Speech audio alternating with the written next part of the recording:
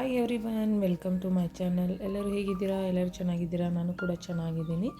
ನಾನು ಇವತ್ತು ಕ್ಯಾರೆಟನ್ನು ಬಳಸ್ಕೊಂಡು ಪಲ್ಯನ ಯಾವ ರೀತಿ ಮಾಡೋದು, ಅದ್ರ ಜೊತೆ ನಾನು ಹಸಿ ಬಟಾಣಿಯನ್ನು ಸೇರಿಸಿ ಮಾಡ್ತಾಯಿದ್ದೀನಿ. ನೋಡೋಣ ಬನ್ನಿ ಯಾವ ರೀತಿ ಅಂತ. ಇಲ್ಲಿ ಮೊದಲು ಕ್ಯಾರೆಟನ್ನು ಮೇಲ್ಗಡೆ ಸಿಪ್ಪೆಯನ್ನು ಚೆನ್ನಾಗಿ ತೆಗೆದುಬಿಟ್ಟು ಅಂದರೆ ಅದನ್ನು ತುರಿದ್ಬಿಟ್ಟು ಇಟ್ಕೊಂಡಿದ್ದೀನಿ. ಹಾಗೆ ಹಸಿ ಬಟಾಣಿ, ಈರುಳ್ಳಿ, ಆಮೇಲೆ ಹಸಿ ಮೆಣಸಿನ್ಕಾಯಿ, ಸ್ವಲ್ಪ ಕೊತ್ತಂಬರಿ, ಕರಿಬೇವನ್ನು ತೊಗೊಂಡಿದ್ದೀನಿ.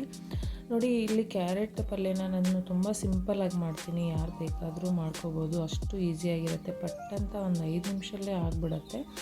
ಯಾಕಂದರೆ ಕ್ಯಾರೆಟನ್ನು ನಾವು ಪಲ್ಯನ ಜಾಸ್ತಿ ಯಾರೂ ಮಾಡಲ್ಲ, ಯಾಕಂದರೆ ಜಾಸ್ತಿ ಸಾಂಬಾರಲ್ಲಿ ಯೂಸ್ ಮಾಡ್ತಾರೆ, ಹಾಗೆ ಸೂಪುಗಳನ್ನು ಮಾಡ್ತಿರ್ತಾರೆ, ಡೆಸರ್ಟ್ಸ್ಗಳನ್ನು ಮಾಡ್ತಿರ್ತಾರೆ.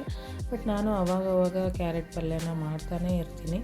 ನಾನು ಜಾಸ್ತಿ ಮಾಡುವಂಥ ರೆಸಿಪಿಗಳಲ್ಲಿ ಮಸಾಲೆಗಳನ್ನು ಇರಲ್ಲ, ತುಂಬ ಸಿಂಪಲ್ಲಾಗೇ ಇರುತ್ತೆ ನನ್ನ ರೆಸಿಪಿಗಳು. ನೋಡಿ, ಇಲ್ಲಿ ಒಗ್ಗರಣೆ ಯಾವ ರೀತಿ ನಾವು ಡೈಲಿ ಒಗ್ಗರಣೆ ಮಾಡ್ತೀವಲ್ಲ ಅದೇ ರೀತಿ ಒಗ್ಗರಣೆಯನ್ನು ಹಾಕೋದು. ಇಲ್ಲಿ ನೋಡಿ, ಎಲ್ಲ ಹಾಕಿಬಿಟ್ಟು ನಾನು ಕೊತ್ತಂಬರಿ, ಆಮೇಲೆ ಜೀರಿಗೆ, ಸಾಸಿವೆ, ಈರುಳ್ಳಿಯನ್ನು ಹಾಕಿಬಿಟ್ಟು ಹಸಿಮೆಣಸಿನ್ಕಾಯಿ ಹಾಕಿ, ಆಮೇಲೆ ಕರಿಬೇವನ್ನು ಹಾಕಿಬಿಟ್ಟು ಅದನ್ನು ಚೆನ್ನಾಗಿ ಕಂದು ಬಣ್ಣುವರೆವರೆಗೂ ಬಾಡಿಸ್ತಾ ಇದ್ದೀನಿ. ಹೀಗೆ ಬಾಡಿಸ್ಬಿಟ್ಟು ನಾನೇನು ಮಾಡ್ತೀನಿ, ತುರಿದಿರುವಂಥ ಕ್ಯಾರೆಟನ್ನು ಹಾಕ್ಕೋತೀನಿ.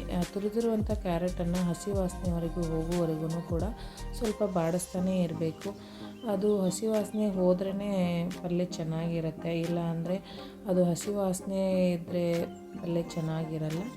ಇದನ್ನು ಹಾಗೆ ಸ್ವಲ್ಪ ಹೊತ್ತು ಫ್ರೈ ಮಾಡ್ತಾನೆ ಇರಬೇಕು. ಈ ಕ್ಯಾರೆಟನ್ನು ತಿನ್ನೋದ್ರಿಂದ ಏನಂದರೆ ತುಂಬ ಬೆನಿಫಿಟ್ಸ್ ಇದೆ ನೋಡಿ.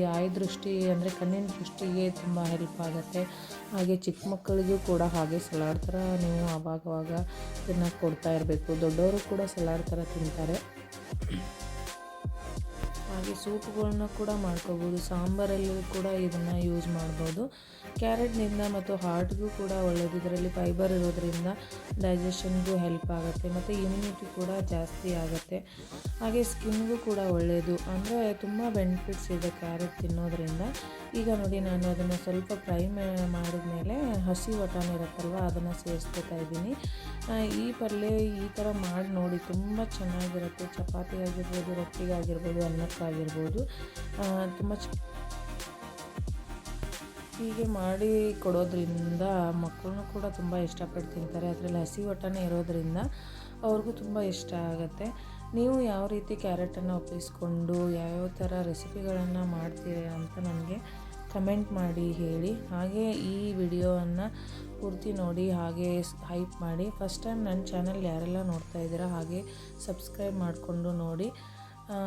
ಈ ರೆಸಿಪಿ ಇಷ್ಟ ಆಗಿದ್ದರೆ ಲೈಕ್, ಶೇರ್, ಕಮೆಂಟ್ ಮಾಡಿ. ಹಾಗೆ ಇನ್ನೊಂದು ರೆಸಿಪಿಯೊಂದಿಗೆ ನಿಮ್ಮನ್ನು ಭೇಟಿ ಆಗ್ತೀನಿ. ಅಲ್ಲಿವರೆಗೂ thank you so much. Bye bye everyone. Thank you.